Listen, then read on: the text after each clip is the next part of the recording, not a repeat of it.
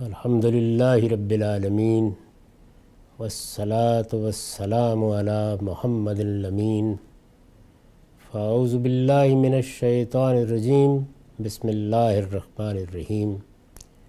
خواتین و حضرات، ہم میزان حصہ اول میں دوسرے باب اخلاقیات کا مطالعہ کر رہے ہیں۔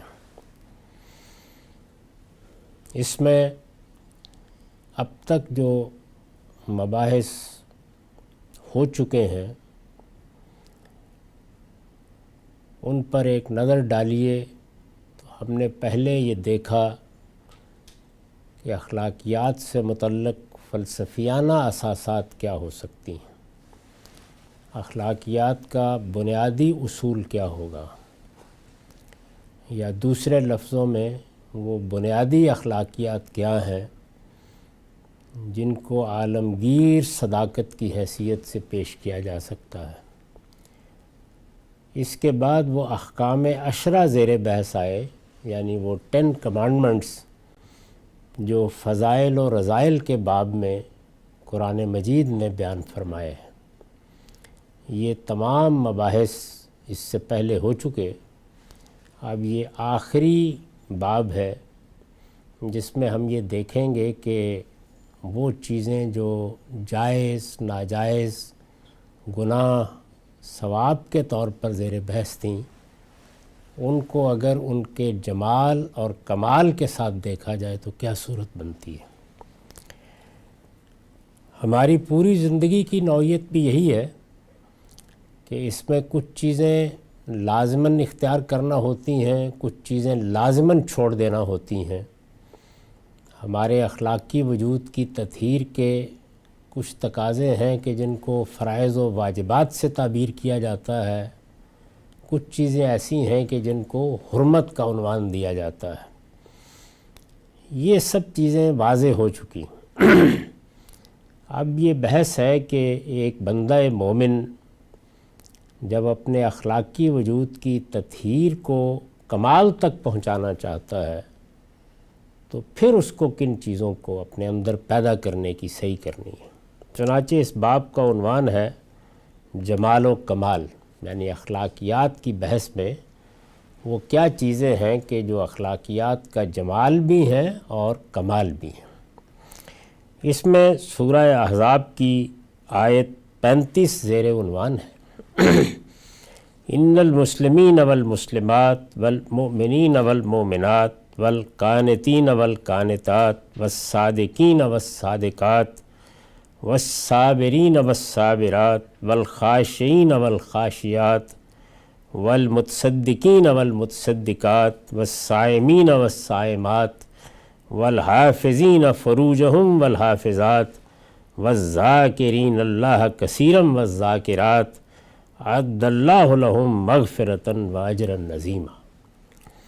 حقیقت یہ ہے کہ جو مرد اور جو عورتیں مسلمان ہیں، مومن ہیں، بندگی کرنے والے ہیں، سچے ہیں، صبر کرنے والے ہیں، اللہ کے آگے جھک کر رہنے والے ہیں، خیرات کرنے والے ہیں، روزہ رکھنے والے ہیں، اپنی شرمگاہوں کی حفاظت کرنے والے ہیں اور اللہ کو بہت زیادہ یاد کرنے والے ہیں، اللہ نے ان کے لیے بھی مغفرت اور بڑا اجر تیار کر رکھا ہے۔ اس میں یہ دیکھا جا سکتا ہے کہ صفات تو ایسی ہیں کہ مرد و عورت سب کے لیے اگر ایک ہی صیغے سے بیان کر دی جاتی تو بالکل یکساں تھیں، لیکن الگ الگ کر کے بیان کیا گیا ہے۔ یعنی وہ مرد جو مسلمان ہیں، وہ عورتیں جو مسلمان ہیں، وہ مرد جو مومن ہیں، وہ عورتیں جو مومن ہیں، وہ مرد جو بندگی کرنے والے ہیں، وہ عورتیں جو بندگی کرنے والی ہیں، وہ مرد جو سچے ہیں، وہ عورتیں جو سچی ہیں، وہ مرد جو صبر کرنے والے ہیں، وہ عورتیں جو صبر کرنے والی ہیں، وہ مرد جو اللہ کے آگے جھک کر رہنے والے ہیں، وہ عورتیں جو اللہ کے آگے جھک کر رہنے والی ہیں، وہ مرد جو خیرات کرنے والے ہیں، روزہ رکھنے والے ہیں، اپنی شرمگاہوں کی حفاظت کرنے والے ہیں، اور وہ عورتیں جو یہ سب اوصاف اپنے اندر پیدا کرنے والی ہیں اور اللہ کو بہت زیادہ یاد کرنے والے ہیں اور اللہ کو بہت زیادہ یاد کرنے والی ہیں۔ یعنی بالکل الگ الگ کر کے اللہ تعالیٰ نے مردوں اور عورتوں کے اوصاف بیان کیے ہیں۔ اس پر میں نے لکھا ہے انسان کے اخلاقی وجود کا حسن، یعنی ایک تو ہے اخلاقی وجود کے تقاضے، ایک شخص کو سچ بولنا ہے، جھوٹ سے اجتناب کرنا ہے، دیانت اختیار کرنی ہے، تکبر سے بچنا ہے، یہ سب تو تقاضے ہیں۔ یعنی اگر ان میں کوئی خلاف ورزی ہوتی ہے تو ہم پیچھے دیکھ چکے ہیں کہ اس کا نتیجہ وہ آخرت کی رسوائی ہے، وہ کبائر ہیں، بڑے گناہ ہیں، ان کو بھگتنا ہوگا انسان کو۔ یہاں وہ چیزیں زیر بحث نہیں ہیں، یہاں اب اخلاقی وجود کا حسن، اس کا جمال زیر بحث ہے۔ انسان کے اخلاقی وجود کا حسن جب خلق اور خالق دونوں کے معاملے میں درجہ کمال کو پہنچتا ہے تو اس سے جو اوصاف پیدا ہوتے ہیں یا قرآن مجید کی روح سے ہونے چاہیے وہ یہی ہے۔ یعنی یہ وہ اوصاف ہیں کہ جو کمال کے اوصاف ہیں، جن میں اخلاقی وجود کا حسن بالکل آخری درجے میں نمایاں ہوتا ہے۔ اور چونکہ ایک مسلمان کی حیثیت سے یا اللہ تعالیٰ نے جو نسب العین ہم کو دیا ہے اس کی روح سے یہ کمال یا یہ حسن، یہ جمال، اس کو جس لفظ سے بھی تعبیر کیجئے، یہ خلق کے معاملے میں بھی ہے اور خالق کے معاملے میں بھی ہے۔ اس سے پیچھے بھی ہم دیکھ چکے ہیں کہ فضائل و رذائل کی ابتدا بھی جس طرح بندوں کے ساتھ تعلق کی تفصیلات سے ہوئی، اسی طرح اللہ تعالیٰ کے ساتھ تعلق کی تفصیلات بھی بیان کی گئیں۔ تو یہاں پر بھی وہی چیز ہوگی، یعنی اللہ تعالیٰ کے ساتھ ایک رشتہ ہے، وہ رشتہ یہ ہے کہ وہ ہمارا خالق ہے، ہم اس کی مخلوق ہیں، وہ ہمارا منعم حقیقی ہے، ہمارا پروردگار ہے، اس نے ہمیں وجود بخشا ہے، وہی سب نعمتیں دینے والا ہے۔ اور دوسری جانب اسی نے مخلوقات کے ساتھ ہمارا ایک تعلق پیدا کیا ہے، رشتوں میں باندھا ہے، کوئی ماں ہے، کوئی باپ ہے، کوئی عزیز ہے، کوئی قریبی ہے، کوئی ساتھ کاروبار کرتا ہے، کوئی ہم وطن ہے، انسانیت کے رشتے ہیں۔ تو یہ سب چیزیں جتنی ہیں ان میں جب تعلقات، روابط بالکل صحیح جگہ پر کھڑے ہوتے ہیں تو ہم کہتے ہیں کہ انسان اپنے اخلاقی وجود کی پاکیزگی کے ساتھ معاملات کر رہا ہے۔ تو اس کا حسن کیا ہے؟ یعنی اگر اس کو اس کے درجہ کمال تک پہنچایا جائے تو پھر کیا چیزیں ہونی چاہیے، خلق کے معاملے میں بھی اور خالق کے معاملے میں بھی۔ انسان کے اخلاقی وجود کا حسن جب خلق اور خالق دونوں کے معاملے میں درجہ کمال کو پہنچتا ہے، یعنی اب یہاں لازمی چیزیں زیر بحث نہیں ہیں، وہ چیزیں کہ جن کو کرنا ضروری ہے یا جن سے بچنا ضروری ہے وہ سب اس سے پیچھے زیر بحث آ چکی ہیں، وہ یہاں بیان نہیں ہوگی۔ جب خلق اور خالق دونوں کے معاملے میں درجہ کمال کو پہنچتا ہے تو اس سے جو اوصاف پیدا ہوتے ہیں، یعنی اب ایک بندہ مومن کو اگر دیکھیں تو وہ کیا چیزیں ہیں کہ جو اس کی شخصیت میں، اس کی سیرت میں، اس کے کردار میں نمایاں ہو جاتی ہیں یا قرآن مجید کی روح سے ہونے چاہیے، یعنی ہو جاتے ہیں یا اللہ چاہتا ہے کہ ہونے چاہیے، قرآن مجید تقاضا کرتا ہے کہ ہونے چاہیے۔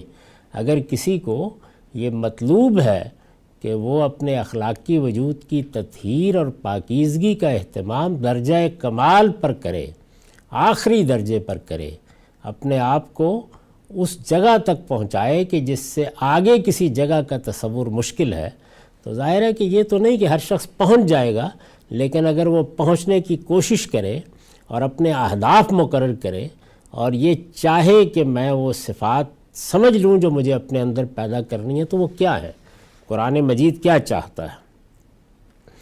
چنانچہ فرمایا ہے کہ خدا کی مغفرت ان نفوس قدسیہ کی منتظر ہے، یعنی اللہ تعالیٰ نے جو عنایتیں فرمائی ہیں یا بندوں پر کرم کیا ہے یا ان سے جو لازمی چیزیں چاہی ہیں ان کے نتائج بھی بیان ہو گئے ہیں، لیکن اس میں تو گویا اللہ تعالیٰ بشارت دے رہے ہیں کہ خدا کی مغفرت خود انتظار کر رہی ہے اور اس نے ایک اجر عظیم ان کے لیے تیار کر رکھا ہے اگر یہ اپنے آپ کو اس درجے میں پاکیزہ بناتے ہیں۔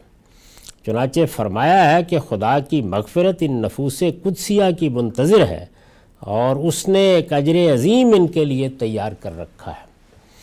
اس میں یہ چیز بھی ملحوظ رہے کہ سورہ احزاب کے جس مقام کو یہاں سر عنوان بنایا گیا ہے اس کا بھی ایک پس منظر ہے، یعنی اللہ تعالیٰ نے رسالت مآب صلی اللہ علیہ وسلم کی ازواج مطہرات کے لیے بعض درجات کا ذکر کیا ہے، اور اس کے بعد عام مسلمانوں کو بھی، وہ مرد ہوں یا عورتیں، یہ بشارت دی ہے کہ اعلیٰ ترین درجات کا معاملہ کسی کے لیے بند نہیں ہے۔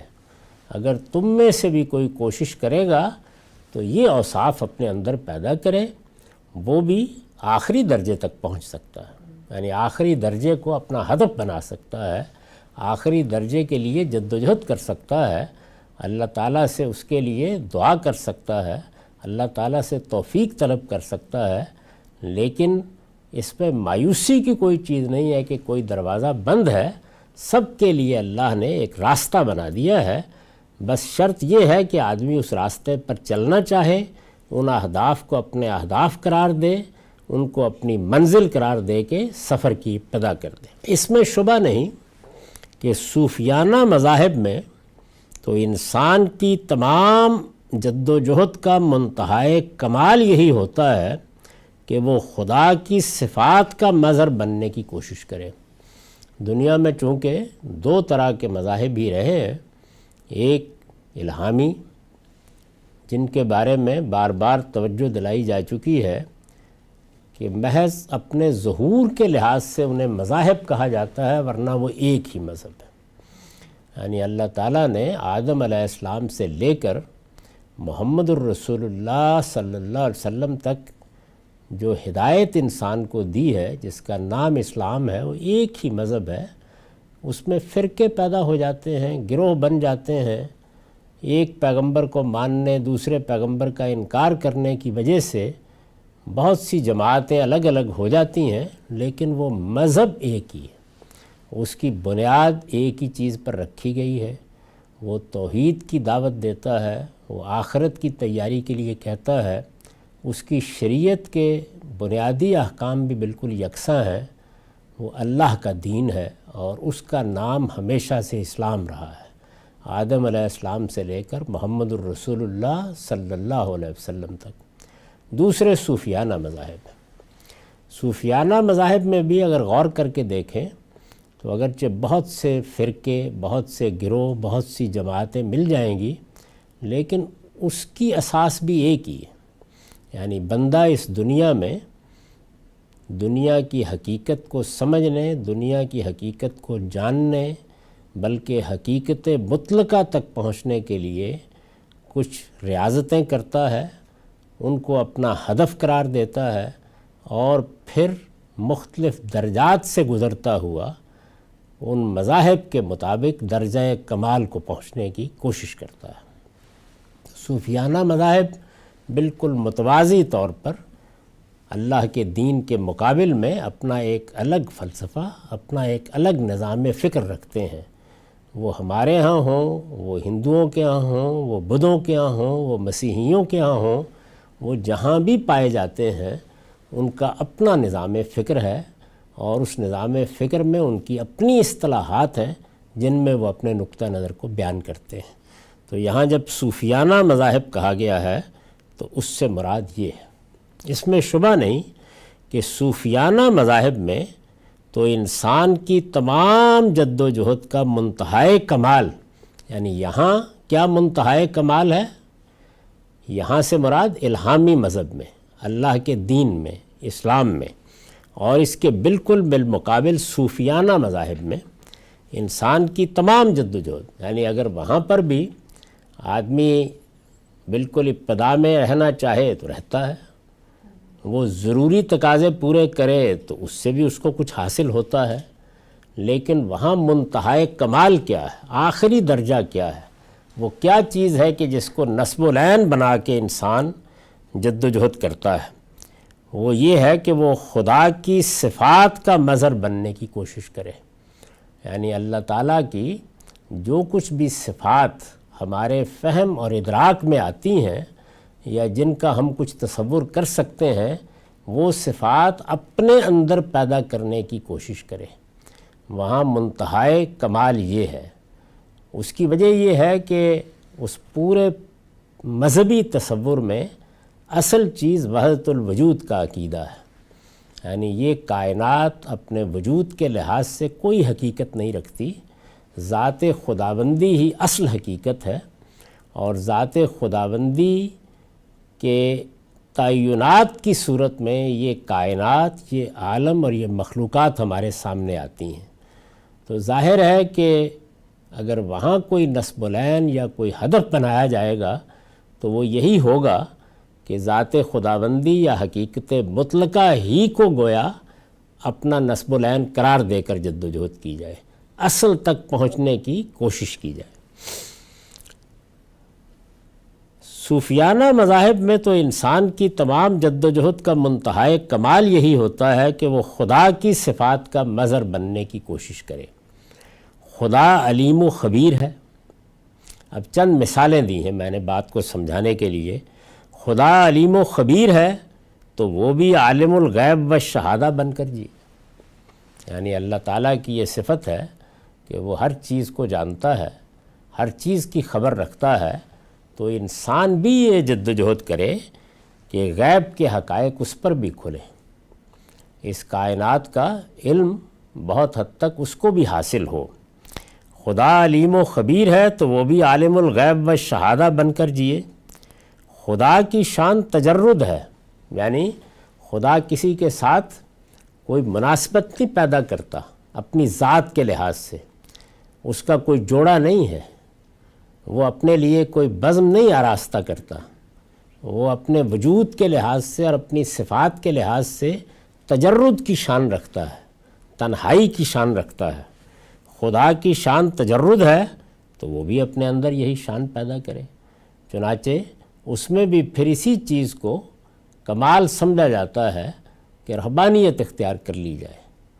آدمی نہ شادی کرے، نہ گھر بسائے، نہ دوسروں سے اس طرح سے میل ملاقات رکھے، بلکہ ممکن حد تک یہ کوشش کرے کہ خدا کی شان تجرد ہی اس کی سیرت اور اس کی سوانے میں نمایاں ہو۔ خدا بے نیاز ہے تو وہ بھی بشری تقاضوں اور انسانی ضرورتوں سے بے نیاز ہو جائے۔ چنانچہ بے نیازی، استغنا، اس کو ایک آخری درجے میں بڑا کمال سمجھا جاتا ہے صوفیانہ مذاہب میں۔ خدا بے نیاز ہے تو وہ بھی بشری تقاضوں اور انسانی ضرورتوں سے بے نیاز ہو جائے۔ خدا انفس و آفاق میں تصرف کرتا ہے، یعنی اس کائنات کا خالق ہمارے نفس میں بھی اور آفاق میں بھی، اس عالم میں بھی ہر لحظہ تصرف کر رہا ہے، چیزیں اس کی مٹھی میں ہیں۔ وہ جس چیز کو چاہتا ہے اپنے قانون کے مطابق دیکھتا ہے اور جس میں چاہتا ہے مداخلت کرتا ہے۔ خدا انفس و آفاق میں تصرف کرتا ہے تو وہ بھی پانی پر چلے، آگ سے کھیلے، بیماروں کو ہاتھ لگائے اور شفا یاب کر دے، مردوں کو جلائے اور ارواح و قلوب میں جو تصرف چاہے کرے۔ یعنی وہاں پر بھی یہی چیز منتہائے کمال سمجھی جاتی ہے کہ اس کائنات کا خالق اگر اس کائنات میں اپنا تصرف کر رہا ہے اور یہ کائنات اس کی مٹھی میں ہے، یہ آگ، پانی، ہوا سب اسی کے حکم پر چلتے ہیں، تو انسان بھی اپنے اندر یہ خصوصیات پیدا کرے۔ وہ بھی چاہے تو پانی پر چلے، چاہے تو آگ سے کھیلے اور آگ کبھی جسارت بھی نہ کرے کہ اس کو جلا دے۔ وہ بیماروں کو ہاتھ لگائے، اللہ بھی شفا دیتا ہے، اس کی طرف سے بھی شفا یابی ہو۔ مردوں کو جلائے، ہاتھ لگائے اور زندہ کر دے۔ اگر کوئی کشتی ڈوب گئی ہے تو پوری کشتی کے لوگوں کو سمندر سے پکڑ کر نکال لے، تو یہ گویا اس کا وہی تصرف ہوگا۔ مردوں کو جلائے اور ارواح و قلوب میں جو تصرف چاہے کرے، یعنی روحوں سے معاملہ کرنا چاہے تب بھی کر لے، دلوں سے معاملہ کرنا چاہے تو تب بھی کر لے۔ یہ وہ منتہائے کمال ہے جو صوفیانہ مذاہب میں متعین کر کے بتایا گیا ہے۔ اس کو ایک لفظ میں یا ایک جملے کی تعبیر میں اگر بیان کیا جائے تو وہ میں نے ابتدا میں بیان کر دیا کہ خدا کی صفات کا مظہر بننے کی کوشش کی جائے، یعنی اللہ تعالیٰ کہ جو صفات بھی انسان کے ذہن میں فکر میں آتی ہیں یا جب وہ خدا کا تصور پیدا کرتا ہے تو ظاہر ہے صفات ہی کے لحاظ سے پیدا کرے گا، تو انسان بھی اس کی کوشش کرے کہ یہ سب صفات اس کے اندر پیدا ہو جائیں یا کسی حد تک پیدا ہو جائیں۔ یعنی آخری کمال تو یہ ہے کہ کوئی کمی نہ رہے، لیکن جس حد تک بھی ممکن ہو۔ چنانچہ جس وقت آپ تذکرۃ الاولیاء قسم کی کتابیں پڑھتے ہیں یا صوفیہ کے احوال پڑھتے ہیں، وہ اپنے ہاں پڑھیں، وہ ہندوؤں کے ہاں پڑھیں، وہ بدھوں کے ہاں پڑھیں، جہاں بھی پڑھیں گے تو یہی چیزیں ہیں جو آپ کے سامنے آئیں گی۔ یعنی کہیں ان کو کرامات کے لفظ سے تعبیر کیا جائے گا، کہیں تصرفات کے لفظ سے تعبیر کیا جائے گا۔ غرض یہ کہ مختلف تعبیریں ہوں گی، مختلف اسالیب ہوں گے، لیکن ہر جگہ یہی کمالات ہیں جنہیں بیان کیا جاتا ہے۔ جہاں کہیں بھی آپ اوراق الٹیں گے یہ سب سامنے آ جائے گا۔ یہ بیان کر دینے کے بعد پھر میں نے لکھا ہے کہ لیکن قرآن کا نقطہ نظر یہ نہیں ہے۔ یعنی صوفیانہ مذاہب تو یہی کہتے ہیں، ان کے ہاں اسی چیز کو منتہائے کمال کی حیثیت حاصل ہے، لیکن قرآن کا نقطہ نظر یہ نہیں ہے۔ اس نے کمال کا جو سب سے بڑا درجہ بیان کیا ہے وہ خدا کی صفات کے تقاضوں کے مطابق اپنے آپ کو ڈھالنے کا ہے۔ یعنی ایک ہے خدا کی صفات کا مظہر بننا، جو صفات اللہ تعالیٰ کی بیان کی جاتی ہیں کسی نہ کسی درجے میں وہ صفات اپنے اندر پیدا کرنا، اور ایک یہ کہ اللہ تعالیٰ کی یا خدا کی جو صفات ہمارے علم میں آئیں اس سے کچھ تقاضے پیدا ہوتے ہیں۔ ہمارا پروردگار یہ ہے تو وہ ہم سے کیا چاہتا ہے، اس کے مطابق بننے کی کوشش کرنا، وہ خدا کی صفات کے تقاضوں کے مطابق اپنے آپ کو ڈھالنے اور اس کے نتیجے میں ان اوصاف کا حامل بن کر جینے کا ہے جو قرآن نے یہاں ایک ہی آیت میں جمع کر دیے۔ یعنی قرآن مجید کیا چاہتا ہے وہ یہاں سورہ احزاب کی جو آیت میں نے سر عنوان بنائی ہے اس میں بیان کر دیے گئے، واضح طور پر بتا دیا گیا ہے کہ اللہ تعالیٰ کی صفات کے تقاضے ایک مسلمان سے کیا ہیں، اور وہ تقاضے جب وہ پورے کرتا ہے تو اس سے کیا حسن اس کی شخصیت میں پیدا ہوتا ہے، کیا جمال ہے جو اس کی شخصیت میں نمایاں ہو کے سامنے آ جاتا ہے۔ لیکن قرآن کا نقطہ نظر یہ نہیں ہے۔ اس نے کمال کا جو سب سے بڑا درجہ بیان کیا ہے وہ خدا کی صفات کے تقاضوں کے مطابق اپنے آپ کو ڈھالنے کا ہے۔ یعنی میرا پروردگار اگر علیم و خبیر ہے تو پھر مجھے اپنی زندگی ایسے بسر کرنی ہے کہ خلوت اور جلوت میں کبھی میرے وہم میں بھی یہ بات نہ آئے کہ میں اپنے کسی گناہ کو، میں اپنے کسی تجاوز کو اس کی نگاہ سے چھپا سکتا ہوں۔ یہاں ایک بالکل دوسری چیز سامنے آئے گی۔ لیکن قرآن کا نقطہ نظر یہ نہیں ہے۔ اس نے کمال کا جو سب سے بڑا درجہ بیان کیا ہے وہ خدا کی صفات کے تقاضوں کے مطابق اپنے آپ کو ڈھالنے اور اس کے نتیجے میں ان اوصاف کا حامل بن کر جینے کا ہے جو قرآن نے یہاں ایک ہی آیت میں جمع کر دیے ہیں۔ اور اس میں دلچسپ چیز یہ ہے کہ جس طرح فضائل و رذائل کی فہرست ترتیب دی ہے اور سورہ بنی اسرائیل میں اس کو بیان کیا ہے تو وہ بھی 10 ہیں جن پر ہم اس سے پہلے گفتگو کر چکے، اور یہاں یہ چیزیں بیان کی ہیں سورہ احزاب میں تو یہ بھی 10 ہیں۔ گویا ایک فہرست ترتیب دے دی ہے کہ یہ وہ چیزیں ہیں یا یہ وہ صفات ہیں یا یہ وہ اوصاف ہیں جو ایک بندہ مومن کو اگر درجہ کمال پہ پہنچنا ہے تو اپنے اندر پیدا کرنے چاہیے۔ یہ 10 چیزیں ہیں اور پورے قرآن میں اللہ تعالیٰ نے ان پر کوئی اضافہ نہیں کیا۔ یعنی تعبیریں، الفاظ بدلے ہوئے ہوں گے، کہیں کسی کو بیان کر دیا، کہیں کسی دوسری کو بیان کر دیا، لیکن یہی 10 صفات ہیں جن کو جمال و کمال کی صفات کی حیثیت سے قرآن بیان کرتا ہے۔ دین کا جمال و کمال قرآن کے نزدیک یہی ہے۔ یعنی صوفیانہ مذاہب میں جو لوگ یقین رکھتے ہیں ان کے لیے جمال و کمال کے وہ مقامات ہیں جو اوپر بیان ہو گئے، لیکن قرآن جس دین کو پیش کرتا ہے اس کا جمال و کمال یہی اوصاف، یہی صفات ہے۔ وہ اپنے ماننے والوں کو، یعنی قرآن اپنے ماننے والوں کو اسی تک پہنچنے اور اسی کو پانے کی دعوت دیتا ہے۔ وہ جب لوگوں کے سامنے نصب العین رکھتا ہے، ہدف رکھتا ہے جب یہ چاہتا ہے کہ لوگ اپنے اندر کمال پیدا کریں یا اپنے ہاں اخلاقی وجود کا حسن نمایاں کریں، تو وہ کیا چاہتا ہے؟ وہ یہ چاہتا ہے جو ان آیات میں یا اس آیت میں بیان کیا گیا ہے۔ دین کا جمال و کمال قرآن کے نزدیک یہی ہے، وہ اپنے ماننے والوں کو اسی تک پہنچنے اور اسی کو پانے کی دعوت دیتا ہے۔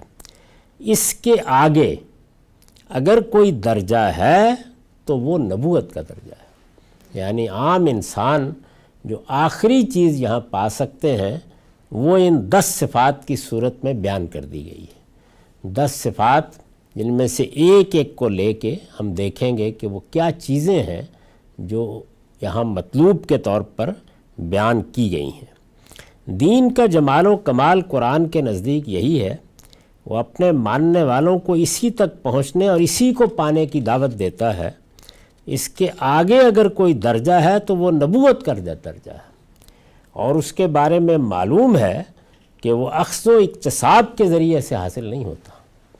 یعنی جو نبوت کا درجہ ہے اس کے بارے میں اللہ تعالیٰ نے بالکل واضح کر دیا ہے کہ ایسا نہیں ہے کہ میں یا آپ اس کو اپنا نسب العین بنا کے جد و جہد کریں گے تو نبی بھی بن جائیں گے۔ وہ اخذ و اکتساب کی چیز ہی نہیں ہے، بلکہ اللہ ہی نے جس کو چاہا ہے یہ مرتبہ عطا فرمایا ہے۔ یعنی وہاں انتخاب ہے، استفاء ہے، اللہ تعالیٰ کی طرف سے کسی بندے کو منتخب کر لیا جاتا ہے۔ وہاں اختصاص کی صورت ہے۔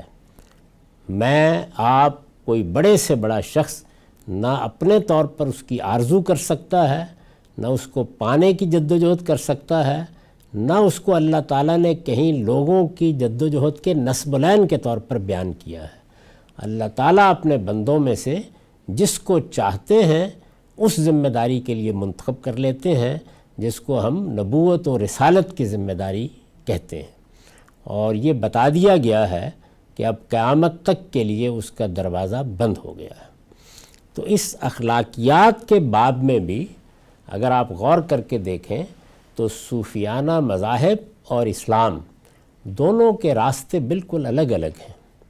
یعنی اللہ کا دین اسلام، انبیاء کا دین اسلام بالکل ایک دوسرے راستے سے کمال تک لوگوں کو پہنچانا چاہتا ہے، اور وہاں کمال کے اہداف بھی بالکل الگ ہیں، اور صوفیانہ مذاہب میں یہ راستہ بھی اور ہے اور اس کے اہداف بھی اور ہیں۔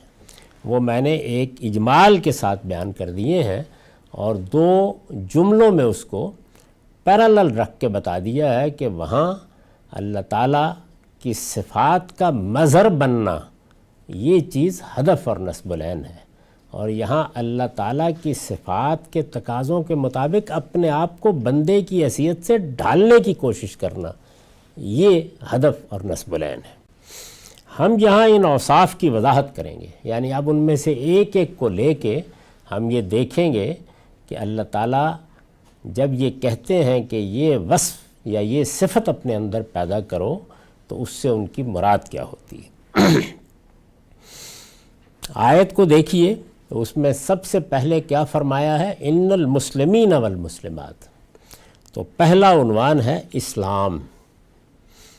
اب ایک اسلام تو وہ ہے کہ جس کو ہم مذہب کے طور پر بیان کرتے ہیں، اللہ کا دین۔ یہ فرمایا ہے کہ ان الدین عند اللہ الاسلام۔ یہاں اسلام ایک اور مفہوم میں استعمال ہوا ہے، یعنی وہی اسلام ہے لیکن اس کا کمال کیا ہے اس کو سامنے رکھ کر اس کو بیان کیا گیا ہے۔ پہلی چیز اسلام ہے۔ یہ جب اس طریقے سے ایمان کے ساتھ آتا ہے، یعنی وہ کیا چیز ہے کہ جہاں اسلام محض ایک مذہب کے نام کے طور پر زیر بحث نہیں آیا، میں اگر یہ کہہ رہا ہوں تو آیت میں اس کی دلیل کیا ہے؟ وہ یہ کہ یہاں پر اسلام اور ایمان کو الگ الگ کر دیا گیا ہے۔ پہلی چیز اسلام ہے۔ یہ جب اس طریقے سے ایمان کے ساتھ آتا ہے جس طرح یہاں آیا ہے تو اس سے دین کا ظاہر مراد ہوتا ہے، یعنی میرا یہ جو وجود ہے اس میں باعتبار ظاہر میں جو رویہ اختیار کر رہا ہوں، میرا ظاہر کیا ہے؟ وہ میرے بدن کا ظاہر ہے، وہ میرے معاملات کا ظاہر ہے، وہ میری سیرت کا ظاہر ہے، وہ میرے کردار کا ظاہر ہے۔ تو اس ظاہر کے لحاظ سے میرے اندر کیا اوصاف ہیں جو درجہ کمال تک سامنے آنے چاہیے؟ پہلی چیز اسلام ہے، یہ جب اس طریقے سے ایمان کے ساتھ آتا ہے جس طرح یہاں آیا ہے، یعنی اس آیت میں جس طرح آیا ہے اور جس سیاق میں آیا ہے، تو اس سے دین کا ظاہر مراد ہوتا ہے۔ یعنی اس کا مطلب کیا ہے؟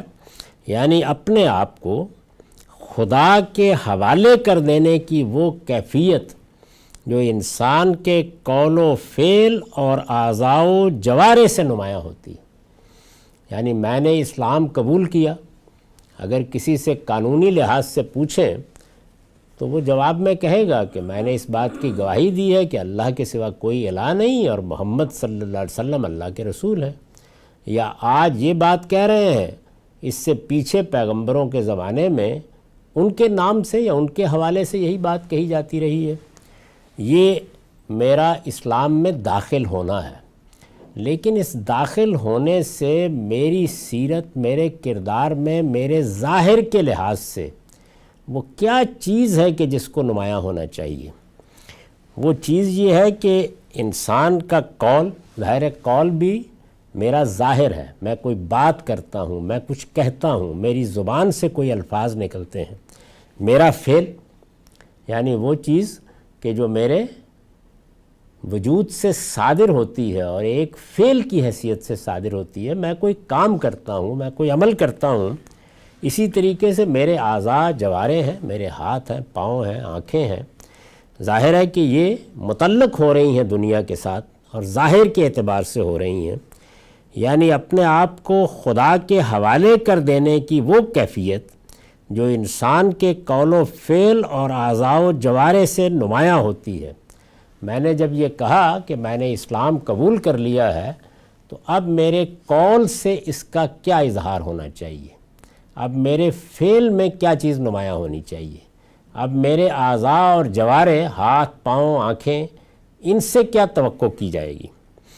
تو وہ میں نے پھر آگے کھول دیا ہے۔ چنانچہ آدمی کی زبان اگر اللہ اور رسول کے حکم پر کھلنے اور بند ہو جانے کے لیے آمادہ ہے، یعنی میری زبان سے کوئی قول صادر ہونا ہے، ظاہر ہے کہ میں سوچتا ہوں، غور کرتا ہوں، کسی نتیجے پر پہنچتا ہوں، کوئی عقلی مقدمہ قائم کرتا ہوں، اپنے معاملات پر کوئی بات کرتا ہوں، تو میں نے جب اسلام قبول کر لیا تو اب میں اس کے لیے تیار ہوں۔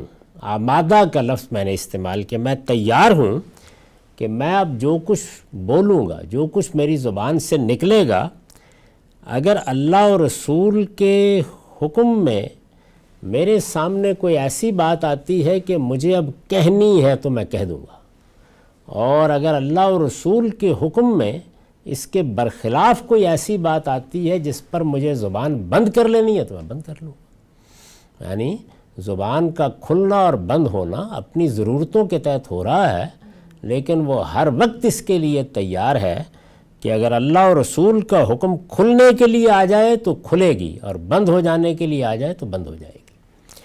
چنانچہ آدمی کی زبان اگر اللہ اور رسول کے حکم پر کھلنے اور بند ہو جانے کے لیے آمادہ ہے، اس کی آنکھیں اگر ان کے ایما سے دیکھنے اور جھک جانے کے لیے تیار ہیں، یعنی وہاں سے اشارہ ہوا کہ دیکھنے کی چیز ہے اور وہاں سے حکم آ گیا کہ اب آنکھیں جھکا لینی ہیں، اس کے کان اگر ان کی ہدایت پر سننے اور سننے سے انکار کر دینے کے لیے مستعد ہیں، اور کانوں نے بھی یہ فیصلہ کر لیا ہے کہ اگر ہدایت سننے کی ہوگی تو کھول لیے جائیں گے، اور اگر ہدایت بند کرنے کی ہوگی تو سننے سے انکار کر دیا جائے گا، اس کے ہاتھ اگر ان کے ارشاد سے اٹھنے اور گر جانے کے منتظر ہیں، اور اس کے پاؤں اگر ان کے فرمان پر چلنے اور رک جانے سے گریز نہیں کرتے، تو یہی اسلام ہے۔ یعنی اسلام کی جو حقیقت ہے یا اس کا کمال ہے، یہ اس کا بیان ہے۔ ایک تو قانونی تقاضے ہیں، پورے کر دیے، اس سے پیچھے بڑی تفصیل سے ہم نے یہ سمجھ لیا کہ جب ایک آدمی اسلام میں داخل ہوتا ہے تو اسے اخلاق کے کیا فضائل اپنانے ہیں، کن رذائل سے بچنا ہے، وہ بحث تفصیل کے ساتھ ہو گئی۔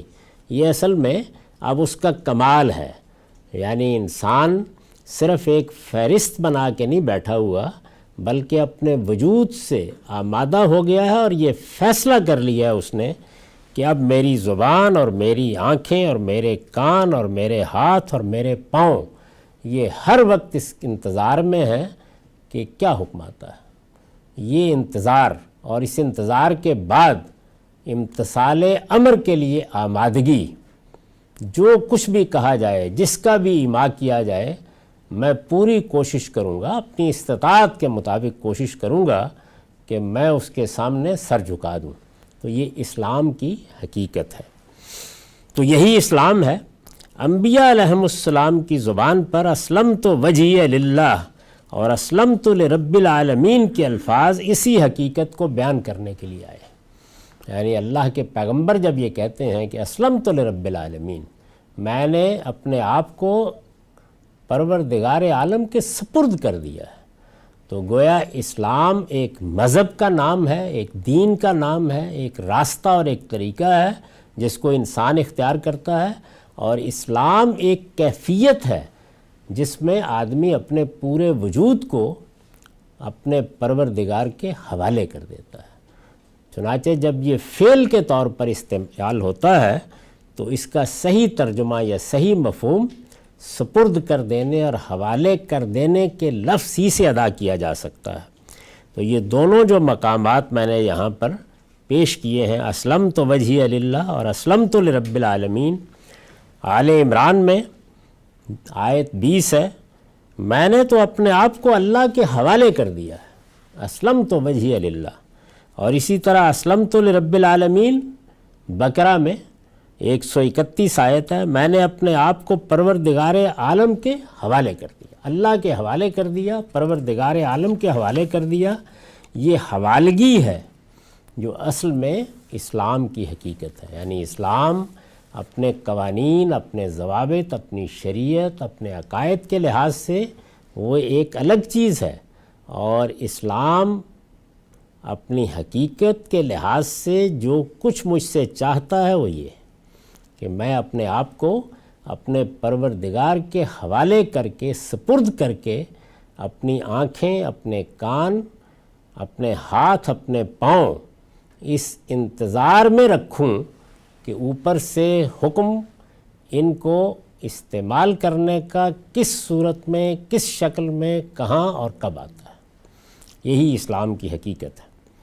قرآن سے معلوم ہوتا ہے کہ اس کا بہترین نمونہ بھی انبیاء علیہم السلام ہی ہے۔ یعنی اب اللہ تعالیٰ جب کسی ہستی کو پیغمبر بناتا ہے یا نبی بناتا ہے تو اگرچہ وہ فیصلہ تو اختصاص سے ہوتا ہے، مجھے یا آپ کو جو اعلیٰ ترین درجات ہیں یا منتہائے کمال ہے یا جمال و کمال جس کو میں نے یہاں قرار دیا ہے، اس کو حاصل کرنا ہے، تو اس میں ظاہر ہے کہ ایک عملی نمونہ سامنے ہونا چاہیے۔ وہ نمونہ، وہ اسوہ، وہ کیا ہے؟ وہ انبیاء علیہم السلام ہے۔ قرآن سے معلوم ہوتا ہے کہ اس کا بہترین نمونہ بھی انبیاء علیہم السلام ہی ہیں، لہٰذا ہدایت کی گئی ہے کہ تسلیم و رضا کے اس مرتبے تک پہنچنے کے لیے، یہ مرتبہ کیا ہے؟ یہ جی پیچھے بیان ہوا، یہ تسلیم و رضا ہے۔ یعنی میں نے اپنے تمام اعضاء و جوارح اور اپنے قول و فعل کو اللہ کے سپرد کر کے بس منتظر کر لیا ہے کہ اب کیا کہا جاتا ہے۔ تو اس کے لیے نمونہ کیا ہے؟ انبیاء علیہم السلام کی ذات گرامی۔ لہٰذا ہدایت کی گئی ہے کہ تسلیم و رضا کے اس مرتبے تک پہنچنے کے لیے لوگ ان ہستیوں کی اتباع کریں جنہیں اللہ نے ان کے لیے پیغمبر بنا کر بھیجا ہے۔ یعنی ایک ہے اطاعت، اللہ کے پیغمبر نے حکم دیا نماز پڑھو، روزہ رکھو، یہ اطاعت ہے۔ اتباع کیا ہے؟ یعنی پیغمبر کو اسوہ اور نمونہ قرار دے کر ایک ایک ادا کی پیروی کرنے کی کوشش کرنا۔ یہ اب گویا کمال تک پہنچنے کا راستہ بتایا ہے۔ ارشاد فرمایا ہے، قُلْ إِن كُنتُمْ تُحِبُّونَ اللَّهَ فَاتَّبِعُونِي يُحْبِبْكُمُ اللَّهُ وَيَغْفِرْ لَكُمْ ذُنُوبَكُمْ وَاللَّهُ غَفُورٌ رَحِيمٌ۔ یہ آل عمران کی آیت 31 ہے۔ ان سے کہہ دو کہ اگر تم اللہ سے محبت رکھتے ہو، اب یہ دیکھیے یہاں لفظ بھی تبدیل ہو گیا، یہ سپردگی، یہ اپنے آپ کو حوالے کر دینا، یہ ہوگا ہی اس وقت جب اصل ہدف محبت بن جائے گی۔ ان سے کہہ دو کہ اگر تم اللہ سے محبت رکھتے ہو تو میری پیروی کرو. یعنی پیغمبر سے کہا ہے کہ ان کو بتاؤ میری پیروی کرو، اللہ تم سے محبت کرے گا اور تمہارے گناہوں کو بخش دے گا، اور اللہ بخشنے والا ہے، اس کی شفقت ابدی. یہ بحث ابھی جاری ہے، ہمارا وقت پورا ہو گیا. اقول قولی ھذا واستغفر اللہ لی ولکم ولسائر المسلمین.